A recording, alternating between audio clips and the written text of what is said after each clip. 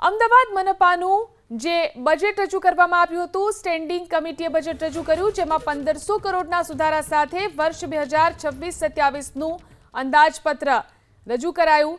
વિવાદિત કતલખાનાની દરખાસ્ત પરત સાથેનું આ બજેટ રજૂ કરવામાં આવ્યું છે.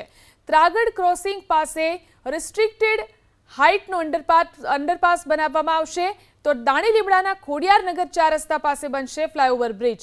Chandlodia board number TP 72 TP 233 પાસે અંડરપાસ બનાવવામાં આવશે. વિવિધ કમિટીના ચેરમેન અને ડેપ્યુટી ચેરમેનના સ્પેશિયલ બજેટમાં વધારો કરવામાં આવ્યો છે.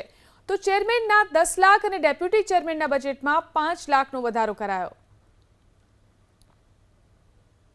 કે રેવન્યુ ખર્ચ 26-27 નો રેવન્યુ ખર્ચ 7150 કરોડ, એની અંદર વધારો 285.14 કરોડ અને એને આધારે 7435.14 અને વિકાસના કામમાં કેપિટલ કામમાં કમિશનર તરફથી 9868 કરોડ, એની અંદર વધારો 1214.85 કરોડ અને 11082.85, આમ 17,018 કરોડ રૂપિયાનું માન્ય કમિશનર શ્રીએ જે બજેટ રજૂ કર્યું હતું, એની અંદર સ્ટેન્ડિંગ કમિટી અમારા માન્ય મેયરશ્રી, ડેપ્યુટી મેયરશ્રી, નેતાશ્રી, તમામ ધારાસભ્યશ્રીઓ, પબ્લિકના આવેલા સૂચનો, સ્ટેન્ડિંગ કમિટીના સભ્યશ્રીઓ, કોર્પોરેટરશ્રીઓ દ્વારા સૂચનોને આધારે 1500 કરોડનો વધારો કરી આજનું જે સ્ટેન્ડિંગ કમિટીનું જે બજેટ છે મંજૂર 18,518 કરોડ રૂપિયાનું 25-26માં પણ 1500 કરોડનો વધારો કરવામાં આવ્યો હતો.